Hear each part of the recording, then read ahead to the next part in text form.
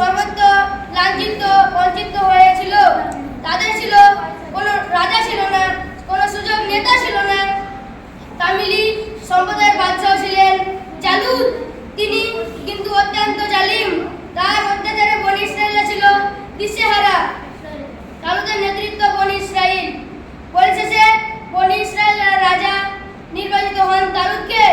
তিনি তাদের এক সৈন্যবাহিনী গঠন করেন।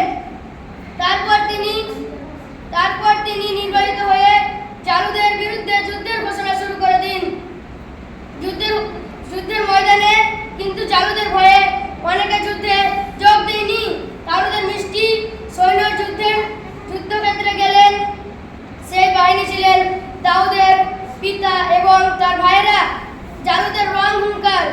জালুদ বাদশাহ ছিলেন বিশাল দেহে এবং অবৃত্ত। তার সাহাব ছিল বর্ম দিয়ে ঢাকা।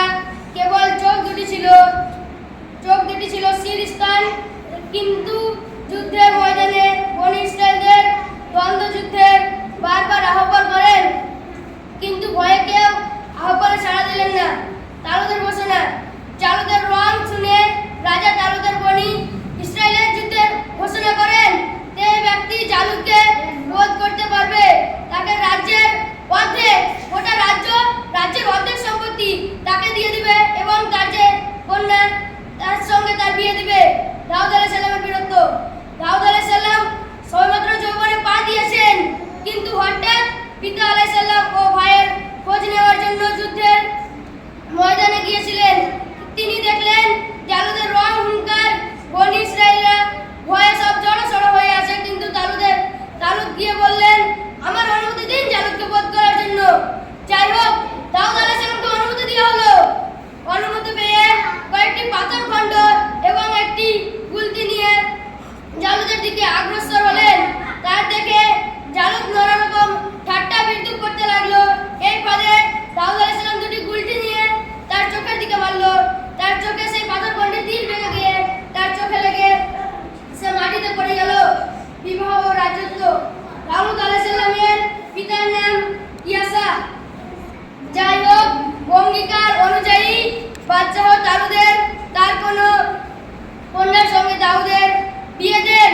অতঃপর তিনি যুদ্ধের বীর হয়ে দাউদ আলাইহিস সালামের বাদশাহ বনী ইসরায়েলদের বিরুদ্ধে তার নেতৃত্বে কে হত্যা ছিল।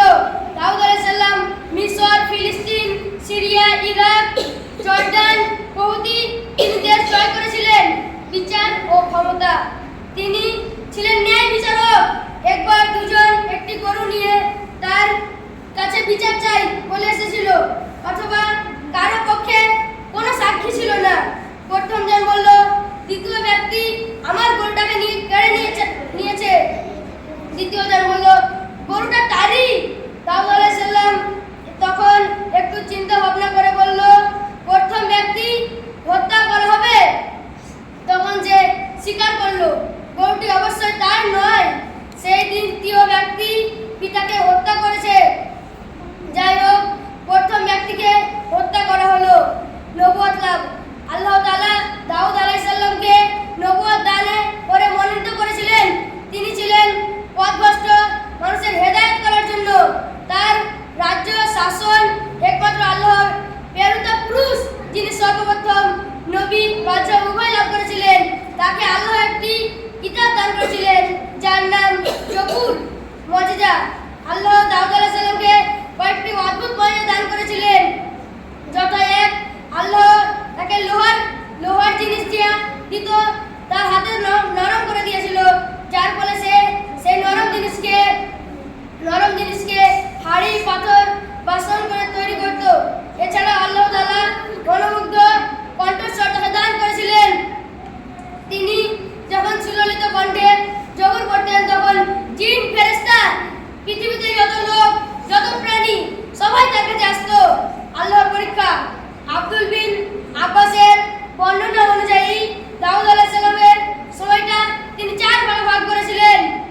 একদিন মানুষের বিচার করার জন্য, দ্বিতীয় দিন মানুষের হেদায়েত করার জন্য, তৃতীয় দিন ব্যক্তিগত তার কাজের জন্য, আল্লাহর ইবাদতের জন্য নির্দিষ্ট।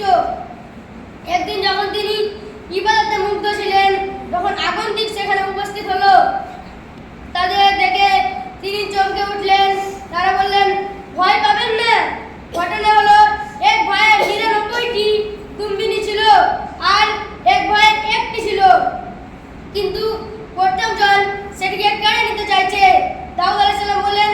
প্রথম জয়ে অন্যায় করেছে। ব্যাপার হলো কি জানো, দুনিয়াতে ইমানদার এবং সৎ লোক খুব কমই আছে। এছাড়াও বেশিরভাগ শরীকের উপর জুলুম করে। এবারে তারা বিদায় নিল। পরে দাউদ আলাইহিস সালাম বুঝতে পারলেন আল্লাহ যে তাকে পরীক্ষা করছে। দাউদ আলাইহিস সালামের তিনি আল্লাহর কাছে ক্ষমা করলেন এবং সিজদা করলেন। তিনি দুনিয়াতে প্রথম তার খলিফা। অতএব তুমি ন্যায় বিচার করো, নিজ ইচ্ছা মতো করো না, কেননা পবিত্র তোমার পথভ্রষ্ট করে দেবে। বানর ও শুয়োরের ঘটনা।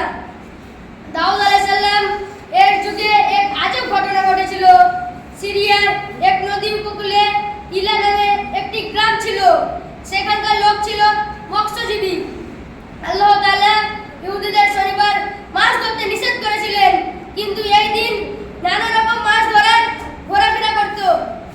তাই ইহুদিরা ফতেহার জন্য ছুটল পাদ্রীর লোভে।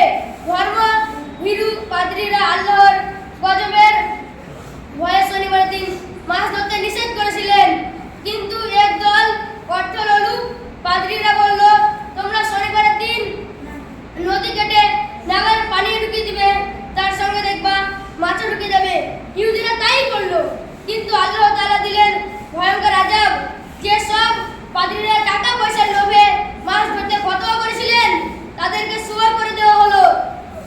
আর যারা মাছ ধরতে দেওয়ার অনুমতি দিয়েছিলেন, তাদেরকে বানর করে দেওয়া হলো। পবিত্র কোরআনে এই ঘটনাকে উল্লেখ করে মানুষকে সতর্ক করা হয়েছে। উক্ত ঘটনা বর্তমানে ভবিষ্যতের যুগে মানুষের কোন নির্দেশক আল্লাহর ভীরু উপদেশ স্বরূপ করা হয়। মসজিদ নির্মাণ। দাউদ আলাইহিস সালামের বাদশাহ লাভের 11 বছরের মাথায় ইসরাইল এর উপর বিধ্বংস প্লেগ রোগ নেমে আসে। তখন তিনি তাদেরকে নিয়ে বাইতুল মুকাদ্দাসের এক জায়গায় যান সে রোগ মুক্ত করার জন্য। আল্লাহর কাছে কাতর কণ্ঠে মোনাজাত করেন, এতে তাদের দোয়া কবুল হয়। তাই বনী ইসরাইলরা সহযোগিতা করে দাউদ আলাইহিস সালামের সেই জায়গায় মসজিদ বানানোর কাজ শুরু করে দিলেন। কিন্তু হঠাৎ তিনি মারা যান। মৃত্যুর পূর্বে আসিয়ার পরে মারা যান।